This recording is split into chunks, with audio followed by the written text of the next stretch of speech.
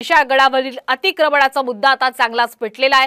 विशाळगडावर स्थानिक नागरिकांना मारहाण केल्याचा आरोप आता स्थानिक नागरिक करतायत, तर काही घरांवर दगडफेक केल्याचा सुद्धा त्यांनी आरोप केलेला आहे। आंदोलनाच्या पार्श्वभूमीवर विशाळगड परिसरामध्ये जमावबंदीचे आदेश देण्यात आले, त्यामुळे सध्या विशाळगड परिसरामध्ये तणावाचं वातावरण निर्माण झालेलं आहे। अधिकचे अपडेट घेऊयात आमचे प्रतिनिधी रणजित माजगावकर यांच्याकडनं।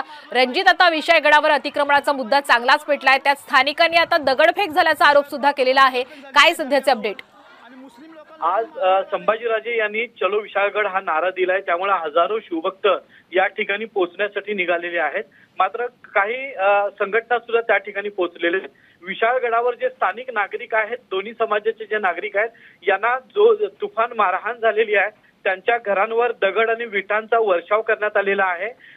अशा पद्धतीचे व्हिडिओज व्हायरल झालेले आहेत, फोटो व्हायरल झालेले आहेत आणि त्यांच्याकडून आरोप करण्यात येतोय की काही तासांपूर्वीच ही मारहाण काही लोकांनी येऊन वरती केलेली आहे।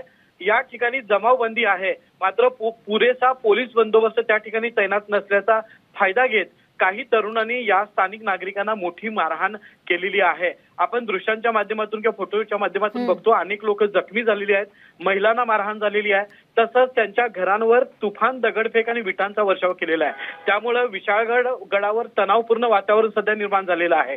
काही वेळातच संभाजीराजे हजारो शिवभक्तांच्या सोबत विशाळगडाच्या पायथ्याशी पोहोचणार आहेत, मात्र त्याच्या पूर्वीच हा प्रकार झाल्यामुळे पोलीस अलर्ट झालेले आहेत आणि कदाचित काही लोकांना धरपकड करण्याची सुद्धा शक्यता या ठिकाणी निर्माण झालेली आहे। रणजित, आपला मुद्दा लक्षात आलेला, धन्यवाद आपण दिलेल्या संपूर्ण अपडेट बद्दल। तर अतिक्रमणाचा मुद्दा पेटलेला आहे आणि आता जमावबंदीचे आदेश पोलिसांनी विशाळगड परिसरात दिलेले आहेत। महाराष्ट्रातील सर्व बातम्यांचे विश्वासार्ह व्यासपीठ,